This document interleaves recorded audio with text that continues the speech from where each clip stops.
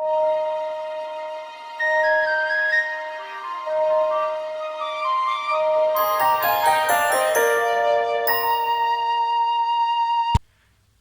morning from me and Kisses the bear.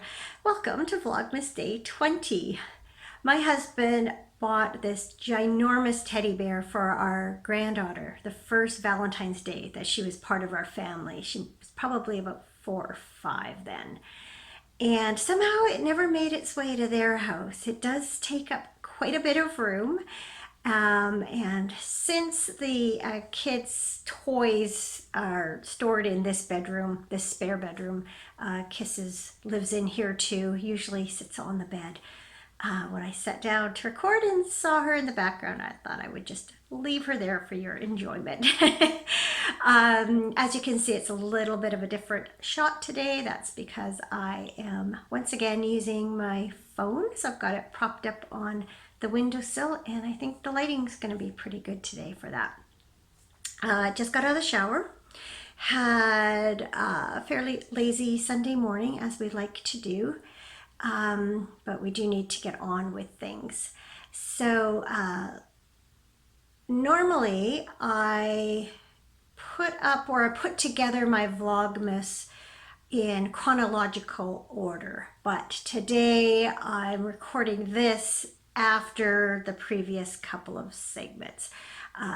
Just seems to make more sense today to check in with you first and then let other things unfold. So first off, I will show you my progress on my cowl. Oh, look at that. The lighting is very good. Look how well the colors show up. See, now you can see it's turquoise, not blue. You can see this jade green. Let's see how that other aqua part looks. Yes, oh, I'm so pleased. You finally get a really good look at how these colors actually appear in real life. That is so much more true than anything I've shown you yet. Oh, and this often looks kind of browny in the other lights. You can see it's kind of a mauvey pink. Oh, I am so pleased about that. So isn't that pretty? This is day 18's mini, so it is all knit in. I finished that last night, but I haven't had a chance to put in day 20 yet. But I am all caught up on my socks. And oh, where's the other one?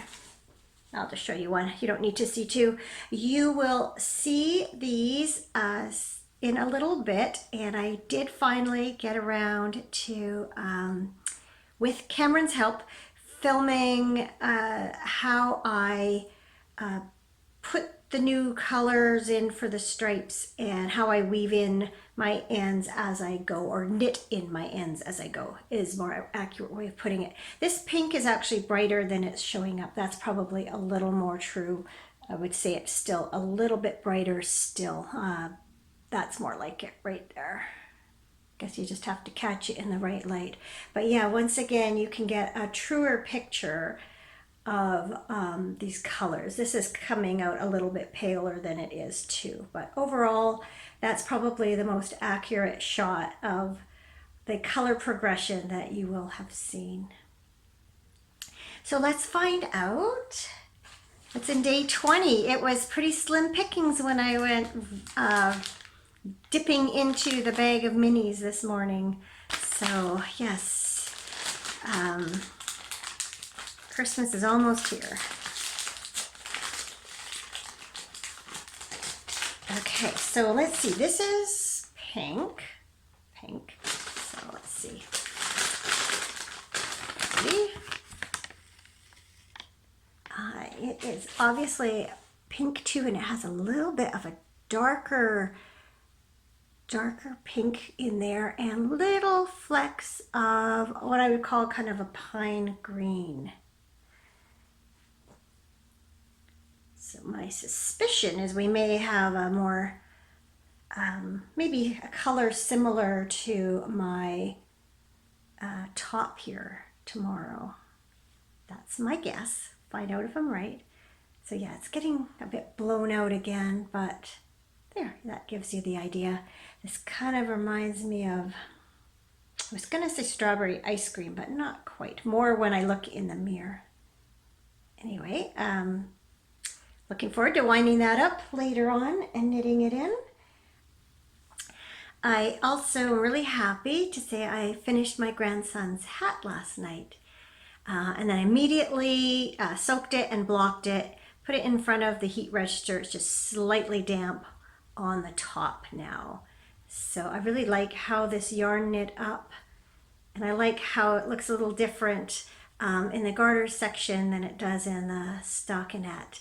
It has stretched a little bit with blocking. I had tried it on pre-blocking, and it fit me, and there after blocking it fits even better. So I'm not really worried now about it being too small for my grandson. And if he needs it a little bit smaller, my daughter can get it wet and then throw it in the dryer for a little bit, and that'll snug it up. But I think this should fit him okay. So I'm relieved about that, because as I was knitting it, it seemed really small, and I was worried about it not being big enough for him. But I think we'll be okay for that. So in addition to the little tutorial, I guess you would call it, on knitting in the ends on my socks, I also got some various bird footage this morning. It turned out to be a good morning for bird watching, but it was kind of in bits and bites, so hopefully when I put it all together it's not too choppy, but hopefully you'll enjoy seeing some of the birds that we have in our neck of the woods, and got a few good close-ups of a couple of them, so I was happy about that. All right, I am going to go and upload this or put it together, and then Cameron and I are gonna start wrapping Christmas presents. Our two main jobs today are to wrap presents and to go grocery shopping. And then we're looking ahead to this evening when we are having a Zoom chat with our all the kids and grandkids. So it's something to look forward to this Sunday. So I've had a few questions about my socks. I'm going to try and answer them here. First off, what needles am I using? For this particular pair, I'm using 2mm Haya sharps, and they are circular needles. They are 32-inch or 80-centimeter length, and I am knitting the magic loop. Another question was, do I worry about my ends coming loose when I wear my socks? And the answer is no.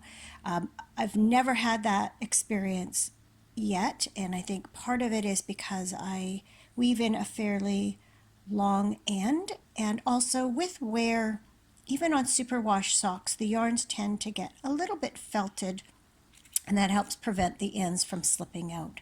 So when I weave in my ends, I do them about halfway across the row, and then when I finish, I leave about 1/3 to 1/2 inch of yarn, so that if the knitting gets stretched through wear or blocking, there's a little bit of extra in case it pulls, and that way that prevents the yarn end from pulling out and showing on the other side. Cameron's very kindly helping me film here. I know it's a little bit awkward position for him. When I weave in my ends, I like to weave in the old end. I continue it in the way that it would go if I were knitting. And when I weave in the new end, I weave it in on this side from this direction, which is the direction that it would be coming from. And that way, if there is any pulling, the yarns are already traveling in sort of the right direction. So they're not getting I don't know, they just don't build up the same kind of tension as what I find is if I were to take the old end and weave it back on itself. The method I use is pretty good for it doesn't create super obvious jogs in my knitting. So I'm quite happy with how I do it. Just a disclaimer, there are many ways of doing this. You can weave in your yarns after the fact. I like to weave them in as I go. So this is not the only method you can use, but this is my method.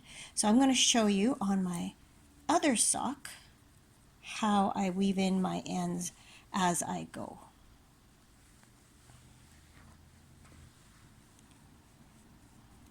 So when I finish let's get that in frame. When I finish the stripe, I cut my yarn.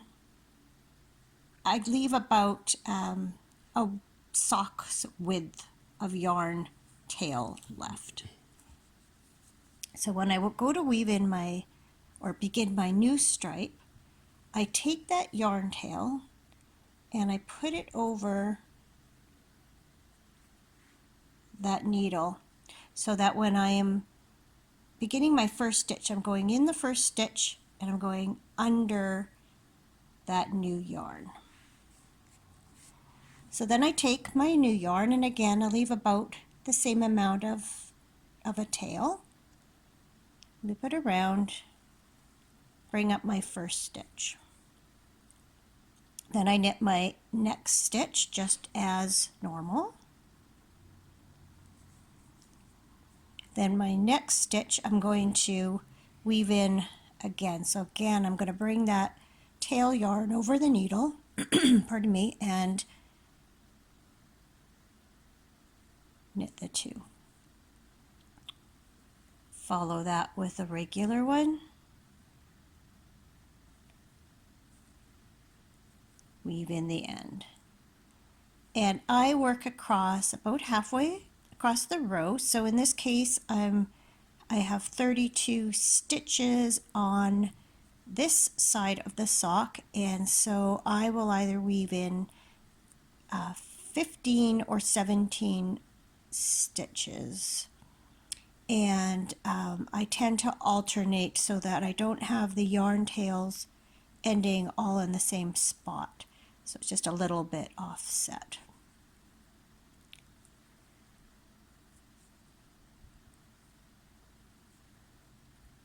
So of course, as you knit, your tail gets a little bit shorter. I find this amount is enough for me to sort of be able to hold on to it most of the way. So what have I got there? 2, 4, 6, 8, 10, 12, 14, 15.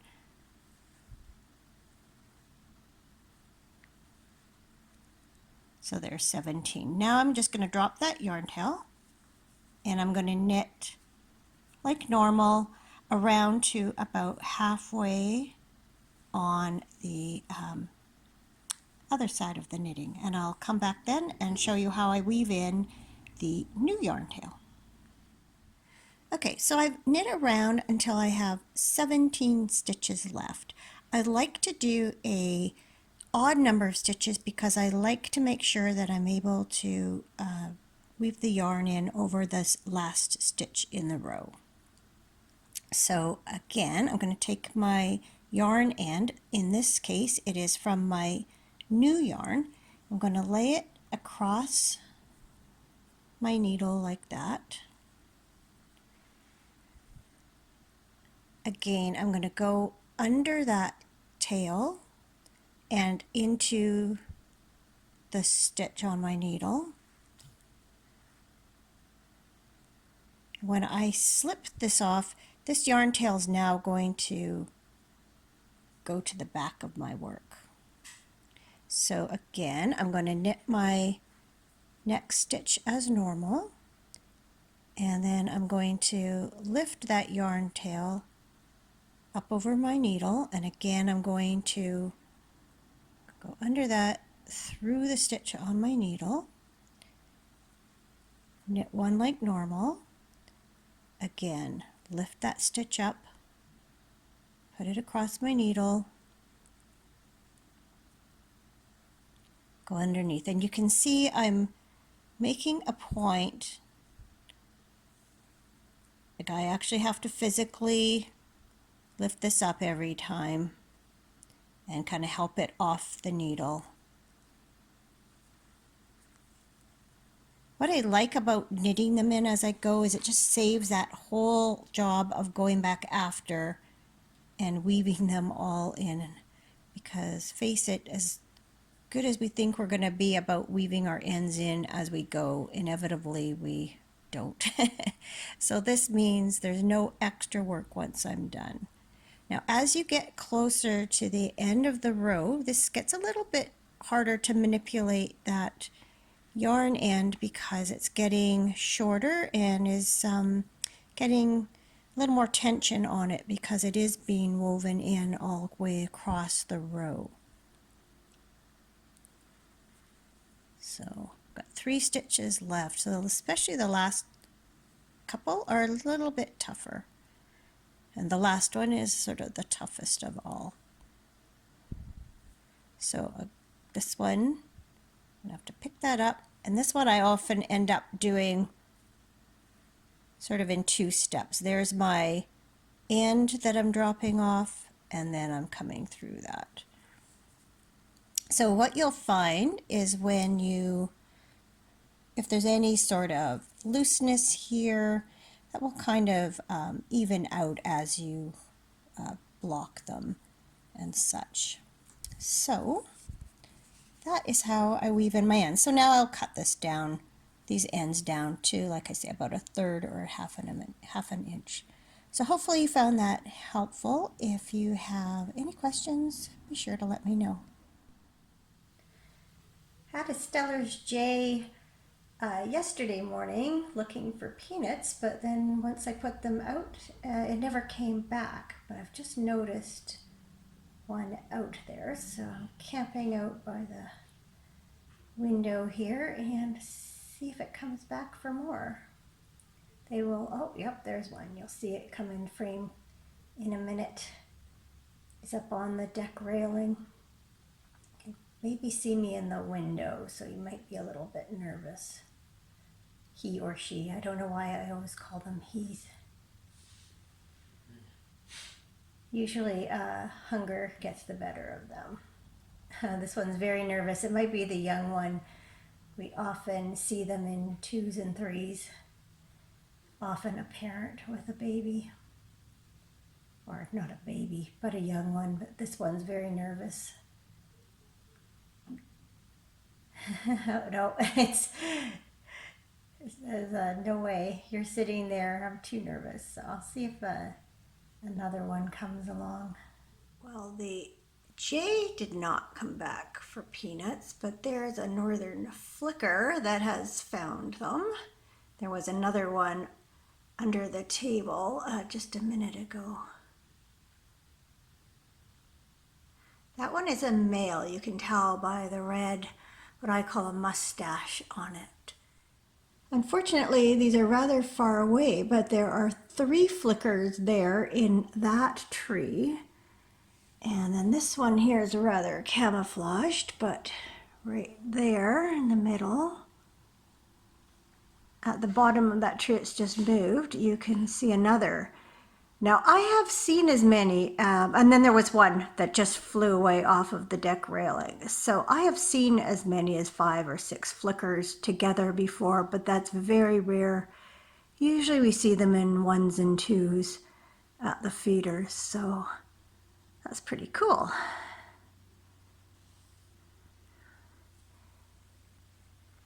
Oh, that one just flew away.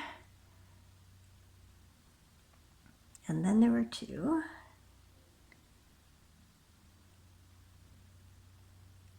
Again, wishing I had my camera, I could zoom right in on them and you'd get a good look.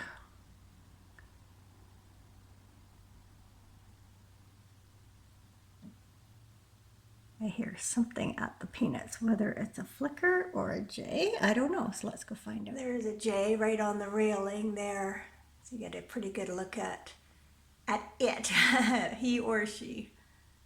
Oh, and there's another one's come. There you go. You get a really good look there. They always try several as though, I don't know if they're weighing them or what. Here comes the other one to get some. I think this might be the nervous one. Oh, yeah, you didn't see that, but it grabbed one as far away as possible and took off very quickly. And there's one of the flickers there at the feeder. On the right hand side, the one that just flew away, that's a goldfinch. Oh, and a little house finch there in the left on top of that tree, or a couple of them. I guess the flicker is taking precedence right now. He tends to intimidate the other ones. There's a goldfinch there on the right hand side. During the winter, they all look the same. In the spring and summer, the males will be bright yellow.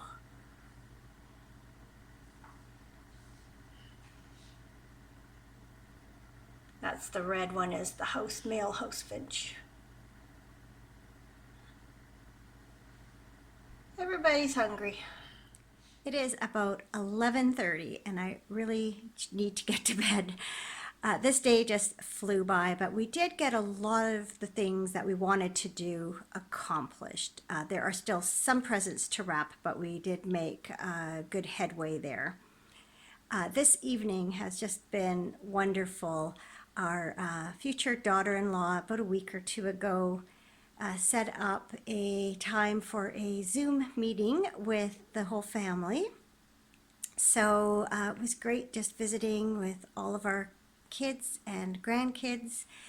And then once the younger kids went to bed, the rest of us played games via Jackbox, which if you're not familiar with it, it's an online gaming site and you all participate with your phones. So our son-in-law aimed their camera at the TV and hosted it, and the rest of us were able to see their TV and follow the prompts and do what we needed to do with our phones. So it was a lot of fun, but we didn't wind things down till about 11 o'clock. We were all chatting for like 4 hours. Not quite as good as all being together in one location, but just so much fun and real balm for the soul. So I'm going to bed now, and I will finish getting this all edited and uploaded in the morning. So I hope you have had as good a December 20th as I have had, and I'll see you tomorrow for Vlogmas Day 21.